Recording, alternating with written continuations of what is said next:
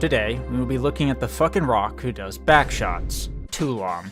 Now, Tulam used to be one of the strongest characters in the game early on in his lifespan, until he eventually got gutted. I got 80 million power in Rise of Kingdoms.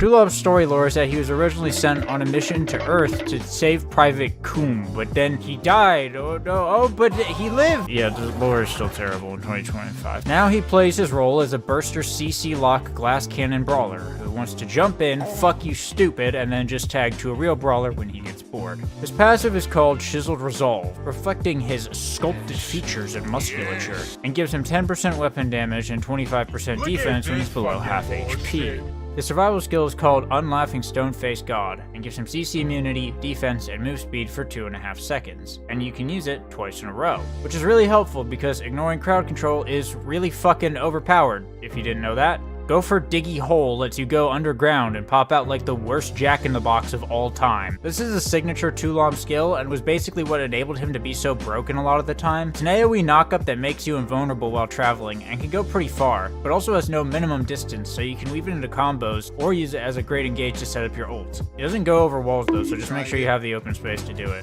Suplex lets you pick up a motherfucker and just chuck them behind you. It's really strong and is part of the triple knockup wombo combo. It's kinda like Jingtai's Fling, but it lets you engage from a distance, and at max rank it goes AoE as well. Tulam's rotational move lets you spin to win, reflecting projectiles and dealing damage as you do so. It's a pretty alright survivability skill, but at the end of the day, it's not a knockup, and therefore we do not care. This move is called Yelling, and it's not very good. Debuff enemies' weapon attack by 30% and drains stamina in a big area around you. This thing's kind of funny because it lasts 5 seconds, but with a little bit of cooldown reduction, you can get the cooldown to 4 seconds. But it's just not really a contest between being able to suplex a dude and being like, ah. His ultimate is a giant circle around him that fucks, and does more damage and knocks up longer to enemies the further away they are from the middle. You want to have 2 ultimate gauge on Tulam basically at all times because this skill is pretty much the best thing he has in his kit. You can point and click with your suplex, then hit him again with a guaranteed tunnel strike, then just ult. At that point, if their cheeks haven't been thoroughly clapped, then you're probably doing something wrong. For nodes, you can go 3 defense pen, a couple of stamina or stamina when struck, and then just 1 move speed. And for augments, you pretty much just want attack speed. You can just dive around, forcing the enemy team to play the most terrifying game of whack-a-mole ever recorded, and dumping your one-man wombo combo at as many people as possible, knocking them up indefinitely, and dropping your massive nutsack on them. I would roast you, but my mom said I'm not allowed to burn trash.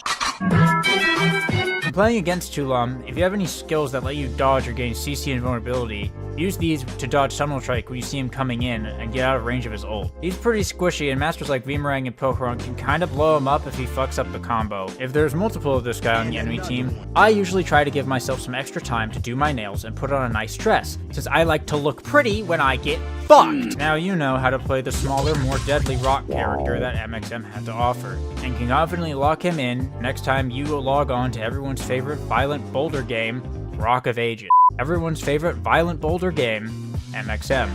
I'll see you when we die.